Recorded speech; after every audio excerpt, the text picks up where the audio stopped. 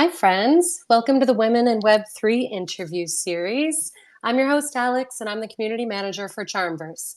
CharmVerse is a Web3 operations platform handling tasks, docs, bounties, and proposals. It's a place for team contributors to coordinate day-to-day work, sign in with crypto wallets, and unlock workspaces with tokens and NFTs. It brings together onboarding, bounty management, proposals, project trackers, and data repositories all in one place. I use CharmVerse for my daily workflow. CharmVerse is the sponsor of our Women in Web3 series, and the point of this series is to feature and promote badass women that are making waves in Web3. Also, we do have a POAP for our listeners today, and I'll be dropping the secret word throughout the interview, so listen carefully and make sure you have the POAP mobile app so you're ready to mint. So today we're talking to Jocelyn Robancho, core contributor, ops, and accelerator at Alliance DAO. Hi, Jocelyn. Glad to be chatting with you today. Hi, glad to be here. How are you? I'm doing well. How are you doing today? I'm great. I made you a post on this because my internet keeps being a little spotty. So if we lose it, you'll have it and I'll jump back on. All right, sounds good. I know how that goes. Oh, so frustrating.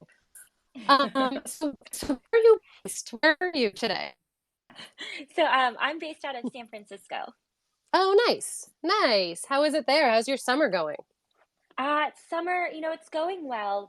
We finally got a bit of sunshine. So for those of you who aren't familiar with San Francisco, the traditional summer months that you think of summer for us is really gray and dreary and often like very cold. So we're finally getting our sunshine and shorts weather, if you will. Nice. Nice. It's finally there. It's finally here, hoping it lasts. You never know. Well, I'm on the other side of the country in Maine, and we have just been having such hot and humid weather. It's been ridiculous. Yeah, I've So I've heard great things about Maine.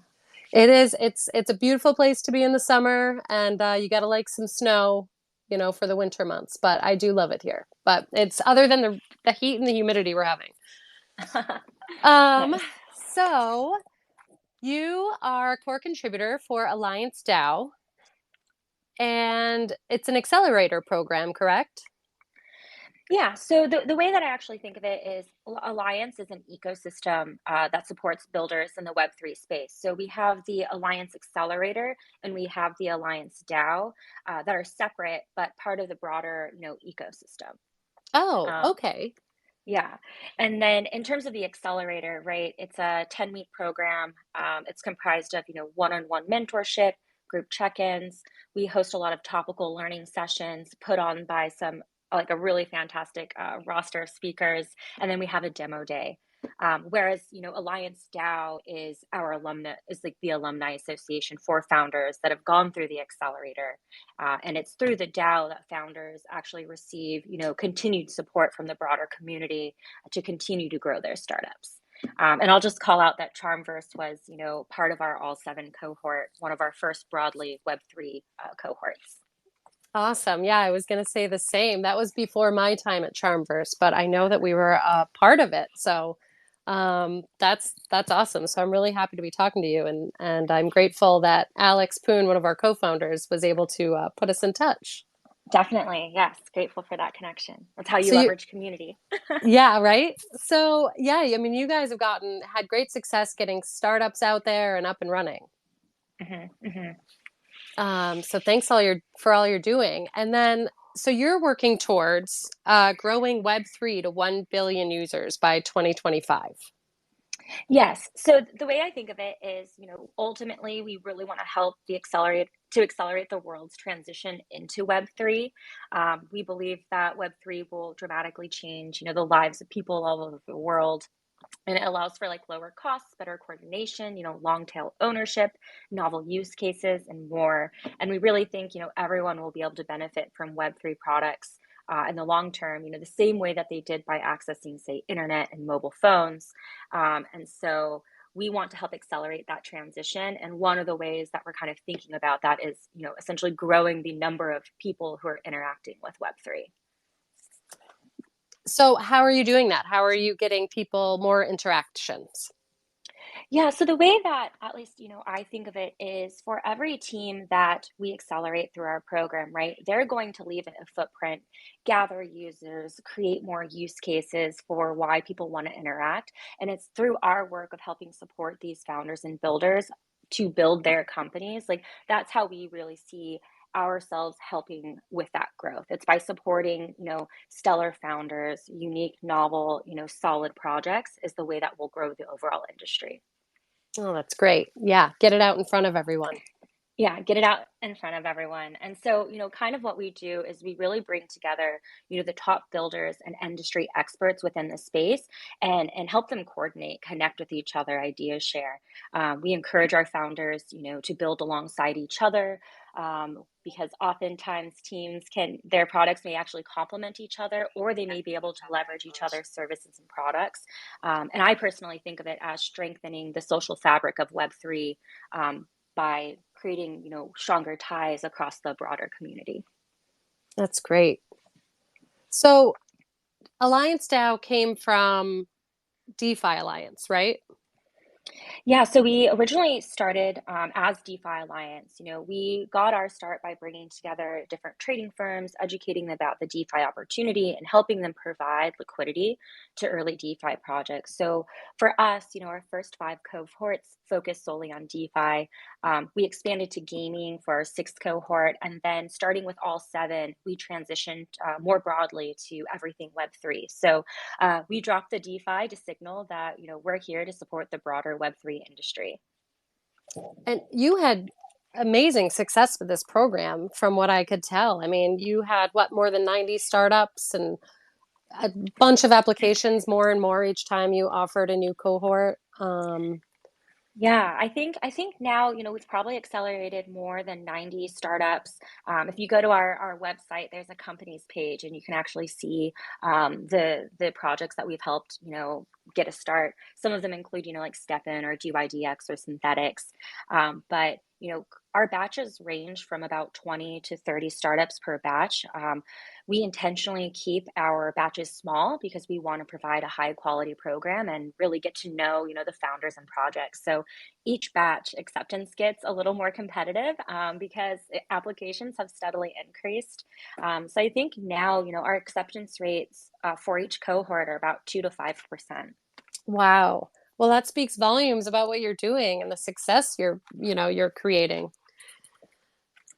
Definitely. Yeah, it's Yeah. really exciting because it's also a great seat to see, where are founders, trying to put their efforts, where are they interested in building, and like how can we be a part of their overall journey. Yeah. That's amazing. So why a DAO? Why a DAO? Yeah, why did you decide to go that direction? Yeah, so prior to launching our DAO, we were already activating our community to help provide mentorship, to give speaking sessions, for the accelerators. So in my mind, the transition to a DAO kind of formalizes, relationships that we had already been fostering. We're able to provide more clarity regarding how alumni can contribute to our mission, and it also provides a pathway for members to kind of influence the overall, direction of the DAO. Our ultimate goal is to build the best founder community where founders support founders by sharing their domain expertise and services, with each other. So founders that graduate from our accelerator are eligible for DAO membership. Another way to think of it is, traditional university alumni associations. Alumni participation typically drops over time. There might not be clear ways to add value. There might be limited pathways to create new programs that are interesting to the alumni. And there may not be like a direct benefit of participating. Whereas in a DAO, it's a bit different. There's clear ways to contribute. As a member, you receive, direct benefit from participating. You can put forth proposals to enact change or establish ideas. Yeah, and I like that you say that Alliance is a DAO built by founders for founders on the website. Mhm. And that's kind of the best model for the acceleration, right? And you just have all Mhm. these founders and operators that are joining in. Yeah, yeah, it really is like I think of like founder support as the best type of support that you can get when you're building in a new initiative, right? You're connecting with someone who has a similar mentality, is going through a really difficult, thing of building something 0 to 1, and it's a struggle that I have. If I can share my learnings and prevent someone from going through the same, experience I did, I think that's a win. It ultimately allows us to build faster as well. Absolutely. Yeah, they've already, well, navigated some portion of that space and gone Hmm. through those growing pains. And yeah, hopefully we'll be more efficient with the help of someone that's gone through it. Yeah, that's the hope, right? Yes, yes, in theory. But that's great. So you talk about DAOs as digital nations. What do you mean by this? Yeah, so I just want to call out that, like we're not a digital nation yet. But we think of DAOs as they evolve, could one day expand in their value and may take on, truly great proportions that require, a system of interaction on the scale of a nation state. But right now, Web3 is in its infancy and there's a long way, to go for this to take shape. But you know at this moment along that greater journey, we're essentially curating a collection of the absolute best founders and supporters of web3 to build the broader infrastructure for the industry, foster a governance system that allows for the highest value contribution, to the collective. So I personally think of DAOs as a new way to organize people. And I read a lot of science fiction growing up, and so like my personal kind of way I conceptualize it is like, if we ever want to go to space, if we want to really like transcend, our like time here on Earth, we're gonna have to figure out ways to interact with each other, to learn, to transact, to work together. And I think DAOs are a great, at least initial building block towards maybe that grander vision. But again, I read a lot of science fiction, so I know that's like not everyone's thing, but like Isaac Asimov's Foundation series and things like that, I think inform my thinking, at least how I think of DAOs. I love talking to people about DAOs because everyone has their vision of it and what it'll look like in the future. And it's all a bit different, but it's all very interesting because Uh-huh. everyone's still trying to figure out how to make it work efficiently or how do you make money or a lot of Hmm. questions to still be answered. But Which I think is the really fun part, right? Like yeah, how we organize is how we relate to other people, how we relate to ourselves, and like I think Web3 is not only a technical, shift, but it also can be a cultural one as well. absolutely. Um, so I have to do a quick POAP shout out. Um, so we created a POAP for this space, and it is a unique POAP. Did I pronounce your last name correctly, Robancho?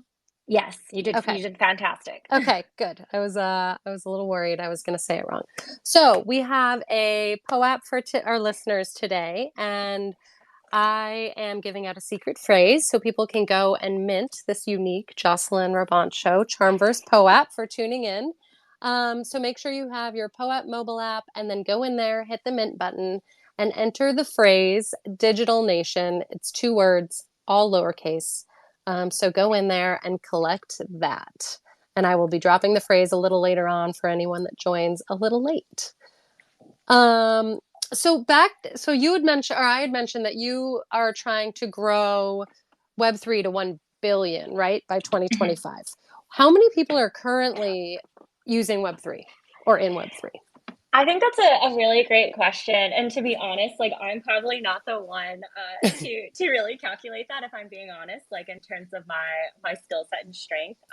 I started to kind of look around and try to put together a number, and I was like, this is probably not the best one for me, to be honest. So like I would have to come back to you on that question. But Okay. I do think that I'm not going to say a number, but I do think that the industry has grown, especially in the past couple of years, despite the current, bear market or cycle that we might be in. Just the number of people that I hear talking about it has definitely grown. It's now transcended, niche tech circles to be like, I can be in a grocery store and maybe hear a conversation about it. So it's definitely growing. Yeah, people are aware to all different extents, it seems. So I'm up in Maine, and I will say not a lot of people are. are privy really, or they've heard about cryptocurrency or Bitcoin or, little bits of it, but Hmm. it's starting to grow. And I'm trying to do my part up here to spread some knowledge. You just got to drop it in casual conversation. And then if people are interested, you can dive deeper, or at least you start planting the seed of the idea and they start to hear Absolutely. it a bit more. Um, but it is interesting to see how it's starting to take flight, if you will. Yeah, and I feel like if it's mentioned, people are very curious about it, and it might not click for them, but Hmm.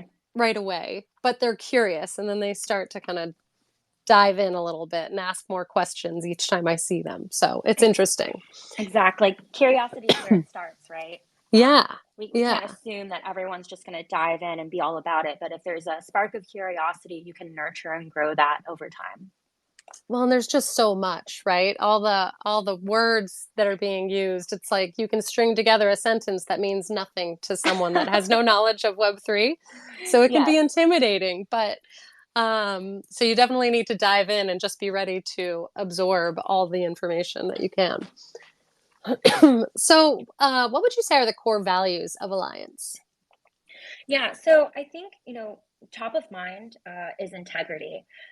So we really want to be a beacon for Web3 builders in general on, how to interact as a community and how to build responsibly, I think is a really important feature of this industry. So integrity is number one.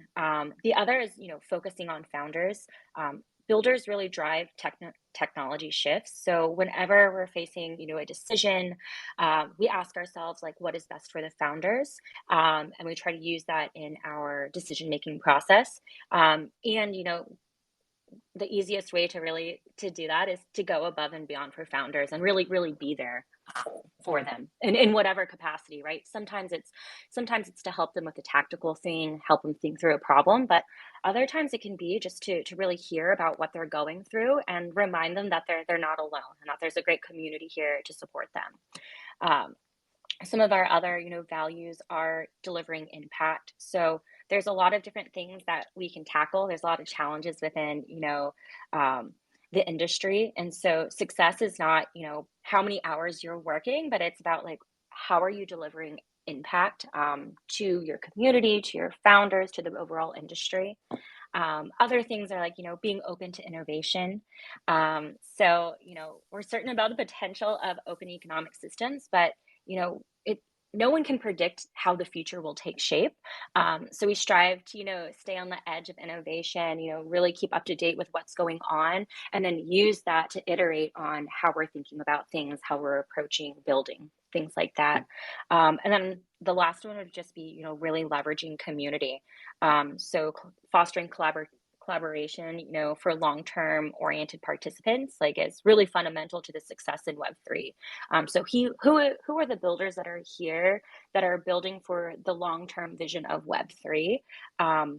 Those are the folks that we want to interact with. That's who we want in our community.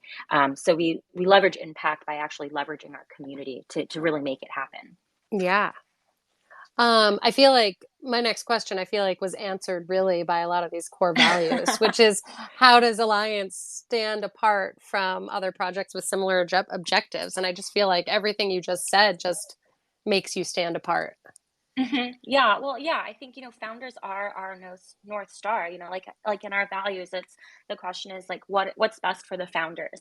In our ecosystem, our community is comprised of founders. So like we want to help make them as successful as they can be, and then promote that cross participation between founders and, other top tier folks in the industry. So, really what makes us stand out, I think, is our community. It's unparalleled. There's some really fantastic individuals here that are really building for the better, building for the like best possible version of Web3. And the DAO itself is about capturing that value for the community. So yeah, I would say, obviously I'm a little biased as being part of it, helping cultivate it, but I think our community is one of the best. Well, it sounds like it. And I mean, I think that's one of the big things with DAOs that can be the issue is keeping that engagement, that member engagement there. Mhm, mhm. Well, Um, yeah, I think DAOs, as we've talked about earlier, are new ways for people to organize, right? And as a DAO grows, like how do you do that at scale? I personally think it comes down to having, communication, clear expectations, like really outlining, hey, if you're a member of this DAO, these are the ways that you can contribute. This is how you participate. I've heard feedback from folks in other DAOs where they're like, I want to contribute, I want to give back, I want to be part of this community, but I don't know how, right? And so I think that really comes down to communication and onboarding. and onboarding. Yes. Yeah. And communication is a part of onboarding. Expectations is also part of onboarding. But the way that I think of it is the onboarding period is is like the point in time when you're going to have the most engagement from your new members, right? And so if you're not really sharing your value prop, if you're not sharing how they can get connected and stay connected and providing that why, they're going to onboard and then you're not going to be top of mind, right? And then you're going to fall off and then you'll have a bunch of members who just like aren't engaged, right? So I think Hmm. onboarding is super important. Like that first phase is like when you have the time to teach new members and to really grab them and pull them in. Yeah, and having all that information that they need to reference and, processes that need to be known and the culture of the Hmm. DAO. And I think really just trying to make it as easy as possible for them to contribute in a way that makes the most sense for them. Because if you like, I think of my own self. If I'm like super excited to join a new group or try a new thing, and then I take the steps to onboard, and then there's nothing, I'm like, oh, this didn't meet my expectations, or actually, there's nothing I can do here. So I'll put it aside and have the best intentions to come back to it. But I'm a human, and I'll get distracted, to be Yeah, honest. yeah, yeah, absolutely. That's kind of the biggest thing that I've heard with DAOs is how do we keep our members engaged? How do we keep those contributors there and continue coming back Hmm. and present? Um, Yes. so you're a core contributor, and operations and accelerator. What does your day to day look like? Yeah, so I do wear several hats here. So, I head the accelerator, I manage HR and hiring, I plan and host our events, both locally and at conferences. And then I have a hand in communications, and that could be a variety of things, right?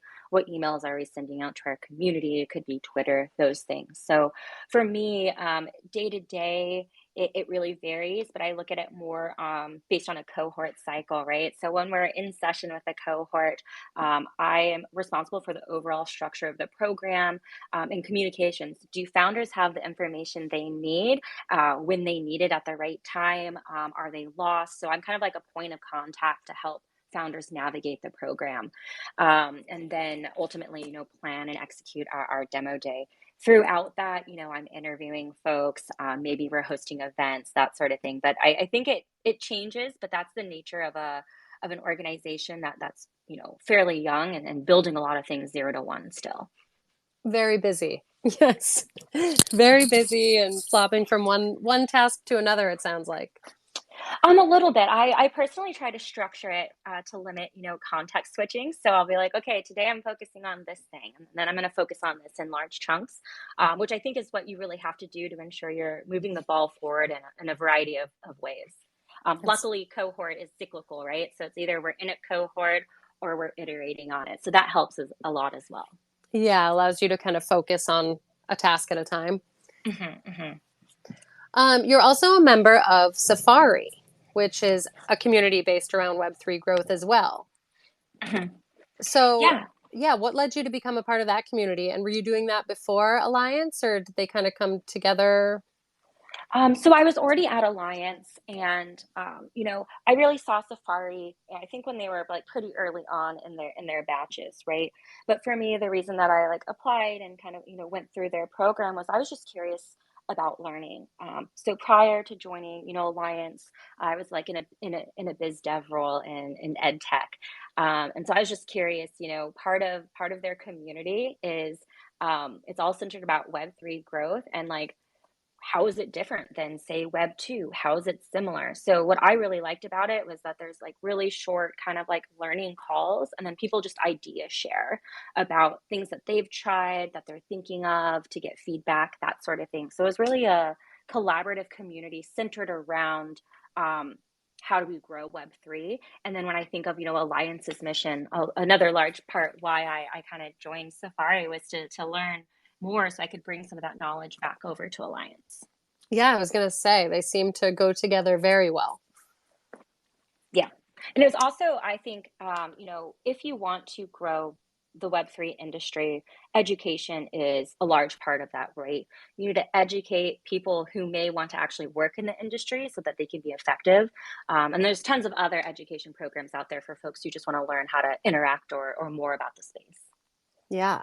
Yeah, education is huge, just in such a new industry and a confusing industry and an intimidating industry. Um, I got into it and I was intimidated to go to my first conference and be interacting. And I will say it's been a very welcoming space. It's been very encouraging, very welcoming. But I think education is so important. We all Agree. need it, and it's ever changing. It's ever changing so quickly that education is definitely clutch. Yes. Well, yeah, Web3 is such a broad industry, right? You can really deep dive on NFTs or DAOs or DeFi. And if you like peek your head into one of those, you realize there's like a whole world over there. So to like try to wrap your head around everything that's going on, right? We're in it together, right? I don't think there's any one person that holds like the knowledge of everything that's going on in the space.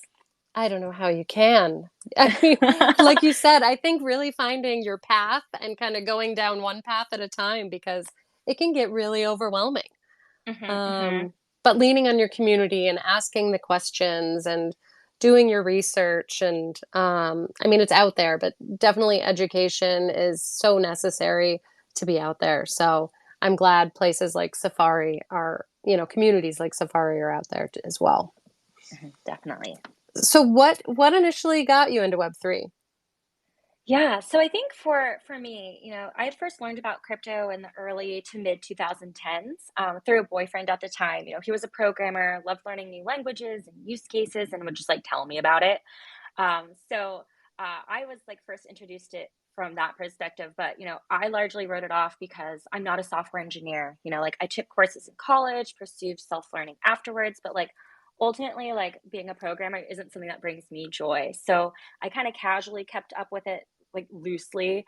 And then as it grew, I was like, oh well, I don't have a finance background, like maybe this isn't for me. But it was something that I was always like curious about in terms of like, oh, the applications or the broader ethos of agency over your finances, like were things that I was like, oh, that's really interesting to me. So when I was on the job market, in early 2021, I was really excited when Alliance reached out, to chat about my background. So for context, I was part of the rise of ed tech, building software and data science boot camps in SF, and worked in that industry from like 2014 to 2021. And I'd even served as like a batch director at Y Combinator. And so personally have a lot of like cohort based program experience, and have only ever been at early stage companies, helping them grow, from anywhere from 18 to 200 employees. So like my background was a really great fit in terms of what Alliance needed. And for me, it was an opportunity to be able to dive into the space, to learn more and actually like be in it full time. So I think I initially got into it because I had skill sets that were needed. Right, the industry had grown enough where I didn't need to be a programmer and I didn't need to have a super strong finance background to be able to contribute. Yeah. I love hearing people's journeys into Web3 because they're all unique. Hmm. And they, people just from everywhere kind of finding their way in this new industry. Yeah. It's definitely something that for several years I was like, how do I get into this? Like, do I really have to become a programmer? Like, do I just need to do that? Sometimes I still think that, to be clear. Sometimes I'm like, I should just like buckle down and just like develop the skill and lean into it, but I haven't yet. There's still time.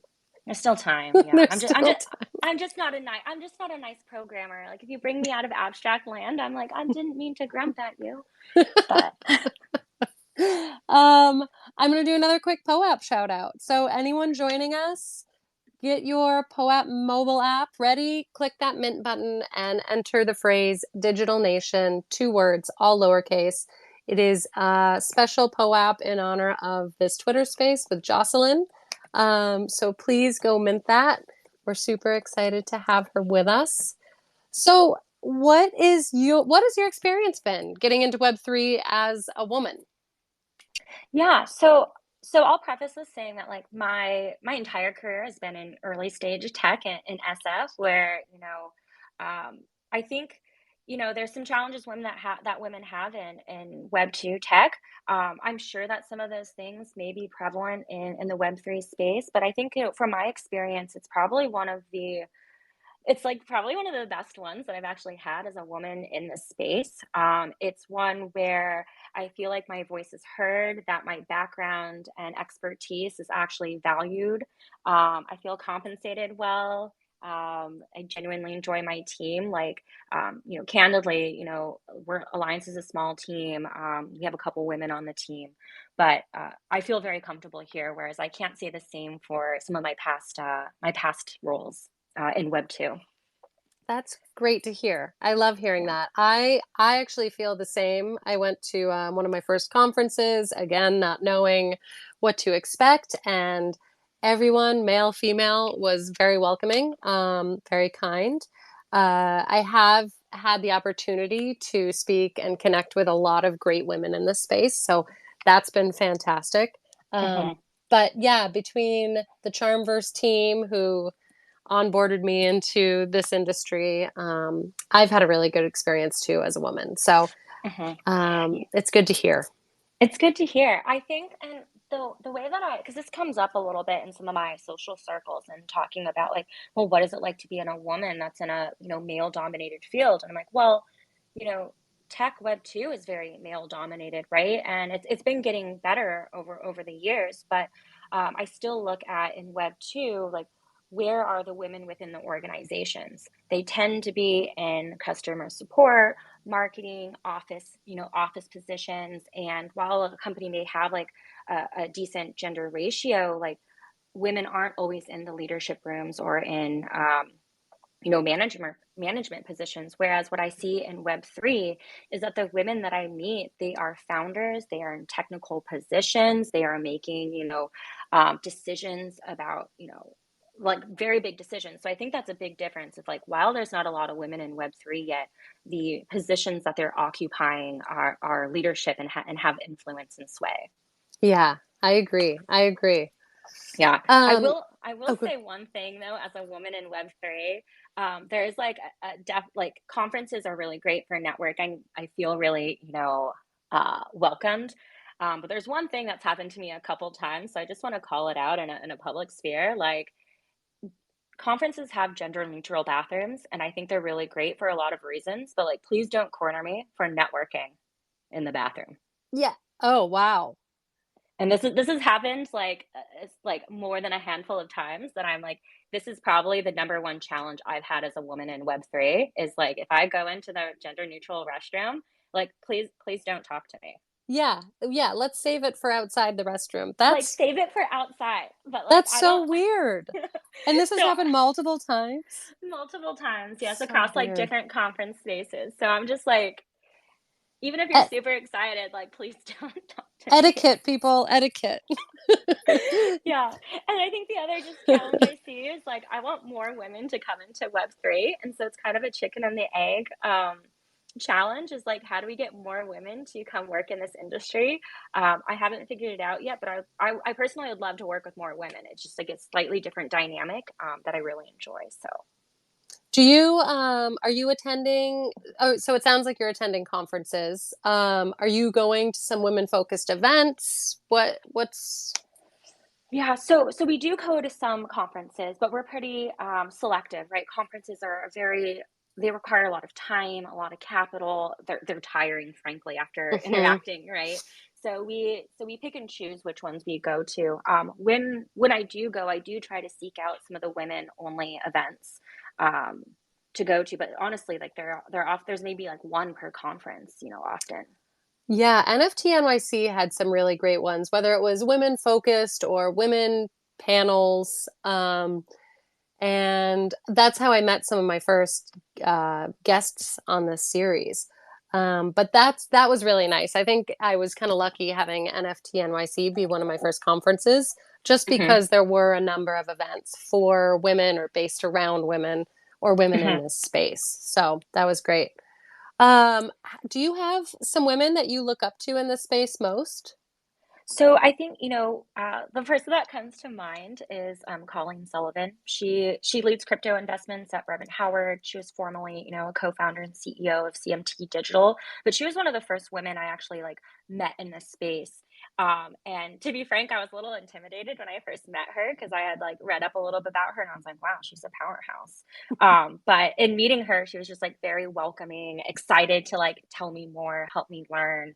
And it's someone that I've met, in person a couple times now, and just like always leave feeling like just feeling elated, like feeling really great. So I think she's one of those people that I like have looked up to in this space, just in terms of like you're a powerhouse, like you're really kind, you're smart and intelligent.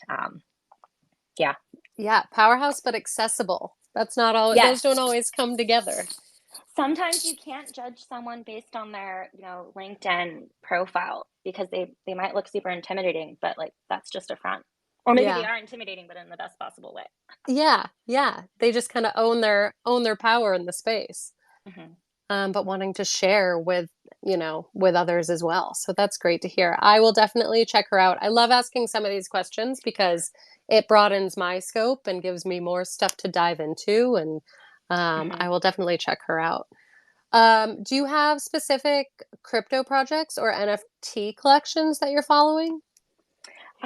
So I think, ones that come top of mind are some that have, come out of our accelerator pretty recently. One that's super top of mind is Pond No More. They're essentially a white hackers DAO.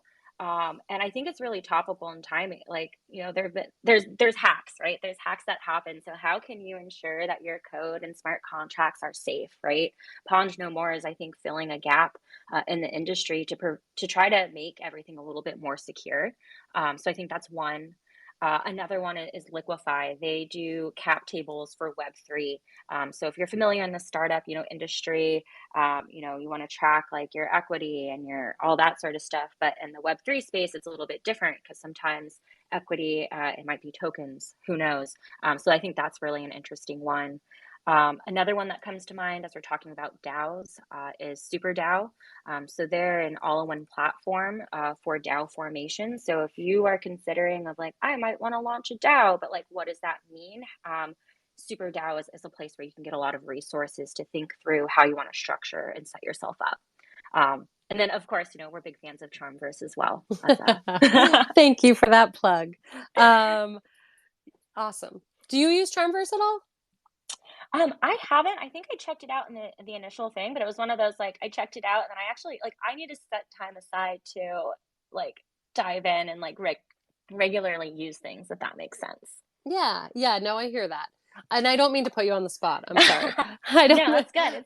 It's I good. don't mean to put you on the spot, but it has become, yeah, integral to my day-to-day work. So I like to give them a plug and also share it with others because I think my last guest was like, I'm looking for a task management tool. And I was like, go to Charmverse, check it out. You're Reach like, out if you well, have let me tell questions. you. Yeah, I have one for you. Yeah, I Um, think anytime there's like a software or service that you personally like it's I always try to get others to use it too. So, no worries. all right. Well, if you have any questions, if you check it out, reach out to me. Will do. While we're talking about staying organized, how about three mobile apps that you use to stay on top of your game? Yeah. So, one is calendar. I use that a lot. So if you are not on my calendar, like even if I said yes to something, I will likely forget it. And this goes for like professional and personal life. Like my friend group knows to send me a calendar invite if you want me to like go to dinner. So calendar's number one. Second is Aura. So Aura is like a ring that's a health tracker. But Oh, I've heard the about this. yeah, so I've been using it now for like maybe 4 months and I really love it, but it tracks things like how well did I sleep? Like, what's my readiness score? And when, when the scores like fluctuate, it like suggests things of like, well, did you eat a snack before bed? I'm like, yes, I did. I did do that. And that's why my sleep is bad. So I think it's been helping me kind of recognize like, what are my behaviors in terms of sleep, in terms of exercise? And then that actually really affects like my ability to like do things the next day. So I'm getting some data behind it and then trying to like change some of my behaviors.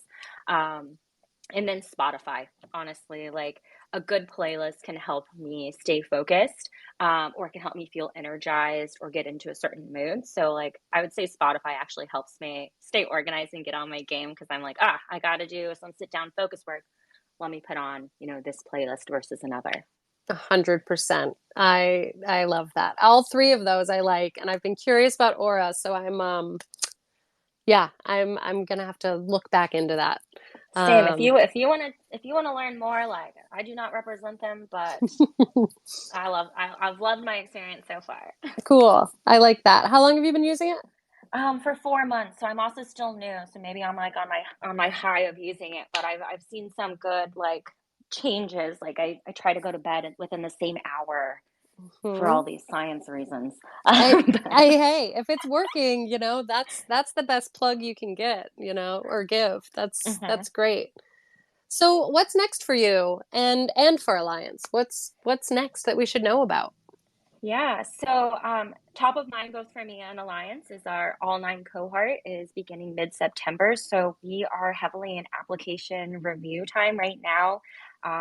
This is the opportunity where the time in between batches is where we really take our founder feedback into consideration. We're like, okay, how can we iterate and change things on the program ahead of the next cohort? So that's top of mind.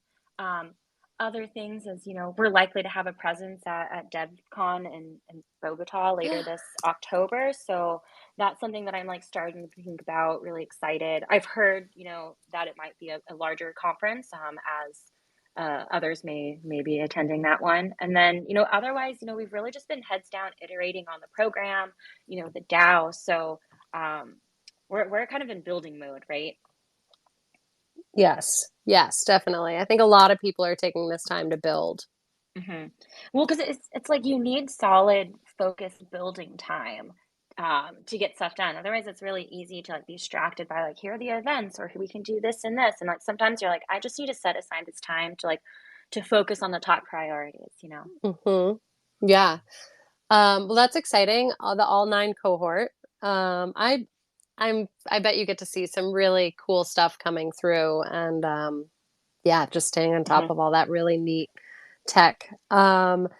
DevCon Bogota CharmVerse team is going to that, Awesome. so we might need to meet up and meet in real life. I would love Yes. that. Always love Um, when internet relationships meet in person. It's a great magic. It is. It takes it to the next level. And I mean, it's great being able to talk to people like this. It's great to connect on Telegram or any of those, but it's always really nice to actually put the real face, in front of you and sit down over coffee or something. hmm So what's the best way for us to stay apprised of your journey and or become a part of your community? Yeah, so I would say follow me on Twitter. It's just at Jocelyn Robancho. Very, very, docs there. No pseudonym name there. And then in terms of Alliance, like really our website, alliance.xyz, is a great place to learn about companies that have gone through an accelerator. We actually have a tab on our website called Startup Ideas. We update it pretty regularly, and it's a pretty robust document that outlines like projects and things that we're thinking about that we would love to see built in this space. So if anyone out there is like trying to find an idea to build, like please check that out and see if any of those ideas resonate. And we'd love to see you, apply to our accelerator. Absolutely. Yeah, listeners, go check it out. Who knows what opportunities lie there? And with your track record, go Yeah. do it. And then there's a lot to still be built in Web3, right? There's a lot out there. So check it out and see. Because it's pretty robust. Sometimes I look at that doc and I'm like, oh wow, we got a long way to go. We got a lot to do here. Yeah, well, that's great. You're looking to grow this industry, so that's the way to do it. Um, Okay, so leaving on a nice light question, and I say that very sarcastically. Describe the rest of your life in 5 words. The rest of my life in 5 words. Um, so I would say sailing, sunshine, um, vintage, plants, and cheeses, which is my cat's name. I love it. I love that. This question I love every week because I'm surprised every week and it's always different and I just love it. So thank you for indulging me with these. Of course. Um, and I really liked on I think it was LinkedIn or maybe it was Twitter, but idealistic realist interested in building a better world was one of the taglines that you had on there. And I really Yes. liked that. Thank you. Yes, Yeah. that's on my Twitter bio. A little thought behind that is I have a very active imagination. I like to and this comes from my science fiction reading, right? I like to imagine things the way that I think they could be or maybe should be, and drop the constraints of like reality, right? You're like, how could this exist? And try to build a mental model and imagine it. But the realistic part comes into, well, if I want to live in that world, if I want to create that world, I have to interact with reality and the constraints we have now. And so you have to step it back and be like, what can I do right now that takes me on a path towards that ideal? Because that's the only ever way that we'll get there, is the way I think of it. So idealistic realist, that's how I conceptualize it. I like it. I like it a lot. Yeah, I saw that and I had to let you know that I really enjoyed it. So, Thank you. Thank you. and one last question. What is it Jesus is your cat's name? Yes, Jesus. He is an orange tabby cat. Um, Cute. that I gave his name before he was born. I like told my mother, I was like, I would like an orange cat. So if you find one, please let me know. And about like 6 months later, I get a phone call. She's like, "Are you still looking for an orange cat?" I'm like, "Yes." And Jesus came into your And, life. and Jesus came to my life, and we've been together for 9 years. Oh, So I love it. I love it. Well, it has been a pleasure chatting with you and getting to know you today. I really do hope that we can meet in real life. Hopefully, that will be in Bogota. And I really appreciate you taking the time to chat. of course, thank you so much for having me. And this is a lot of fun. Yeah. And listeners, please go give Jocelyn a follow on Twitter at Jocelyn Robancho and follow Alliance at Alliance DAO. Go mint your POAP. Use Digital Nation, 2 words, all lowercase, to go mint that. And thanks again for all you're doing in this Web3 space. I really look forward to following your journey and the journey of Alliance, checking out the cohort. And yeah, thanks for everything you're doing out there. All right, thank you, and thanks for hosting these podcasts or spaces, not podcasts, to That's feature okay. women, Yes. Yeah, women in the space. absolutely. So I'll Happy to definitely do it. be tuning into future ones. So Oh, thank that's you. great to hear. Thanks so much. And listeners, next week, same time, 2 p.m. Thursday, I'll be chatting with Dow Sasha of Azuro Protocol and talking GameFi, business development, and betting in Web3. So thanks for tuning in and enjoy the rest of your week. Bye, Jocelyn. Bye.